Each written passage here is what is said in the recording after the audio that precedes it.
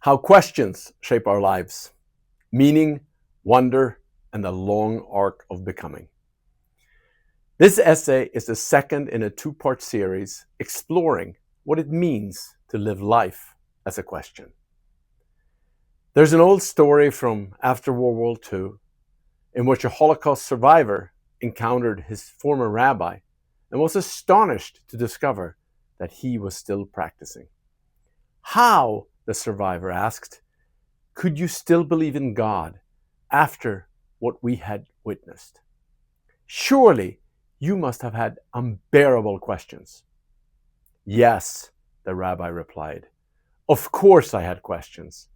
They were so powerful that I was certain if I arrived in heaven, God would invite me personally to ask them.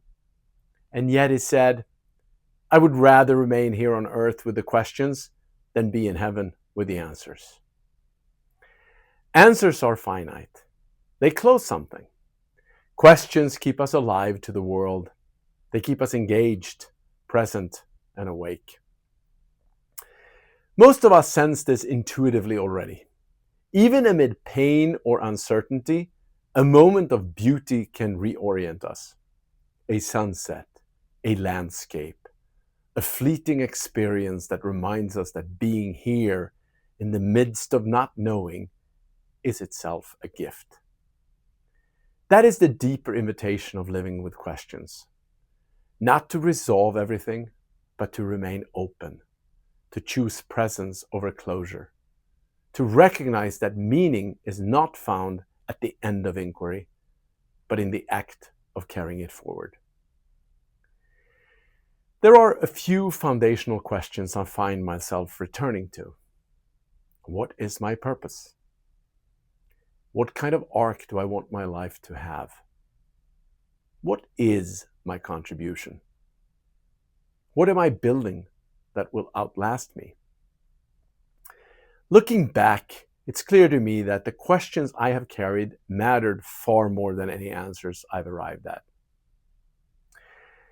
As Rainer Maria Rilke wrote in Letters to a Young Poet so beautifully, quote, be patient toward all that is unsolved in your heart and try to love the questions themselves, like locked rooms and like books that are written in a very foreign tongue.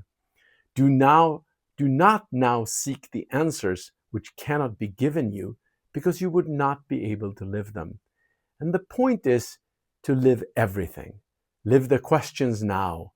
Perhaps you will then gradually, without noticing it, live along some distant day into the answer. End of quote. Some questions are uncomfortable.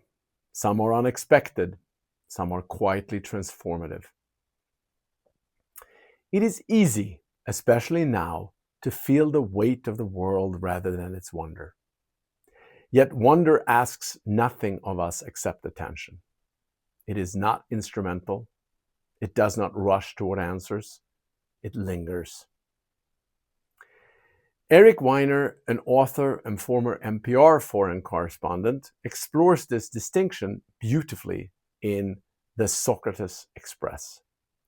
He suggests that what many of us seek is not the meaning of life, but a way to live meaningfully.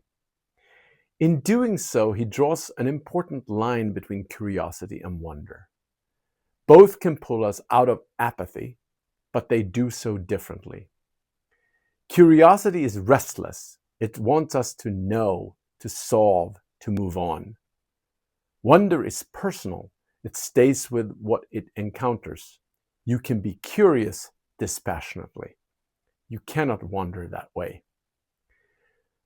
Weiner once described Henry David Thoreau as sounding less like a philosopher and more like an awestruck teenager. It's a striking image and a useful one.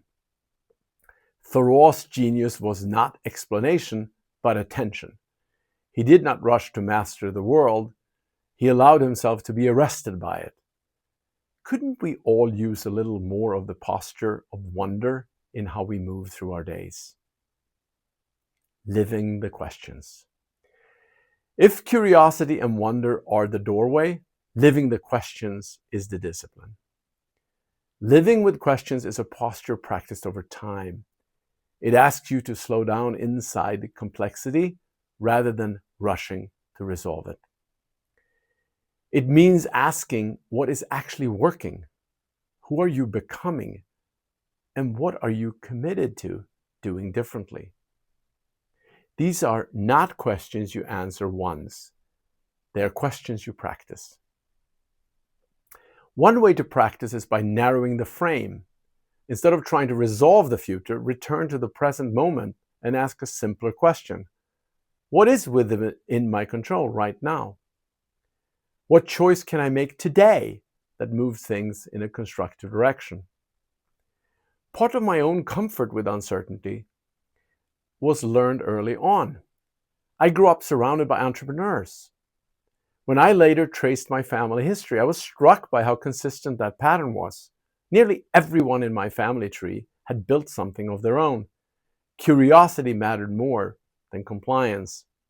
Experimentation mattered more than certainty. Systems were not treated as fixed. They were tested, adapted, and reworked.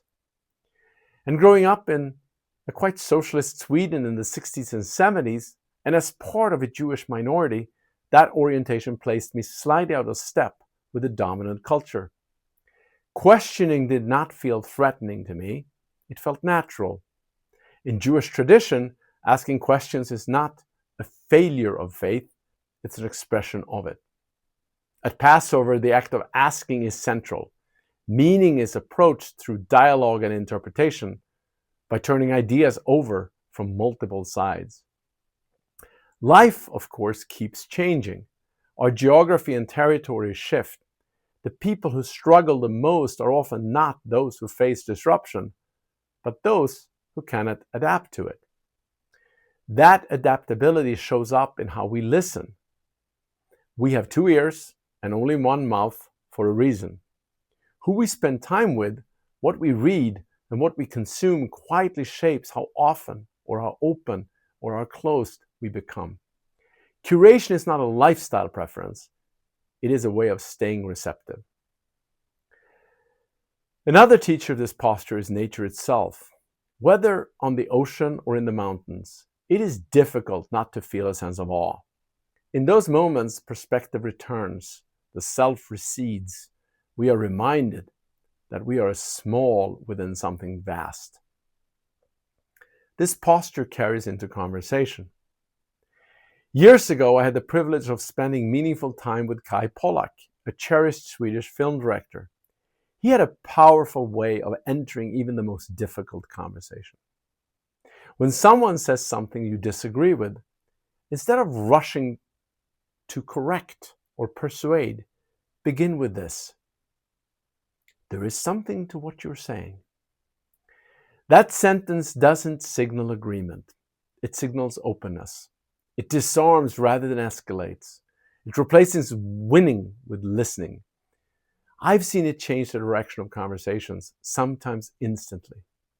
You can then ask, what values does this belief express? How did it come to matter to you? These questions open space. The same is true inwardly.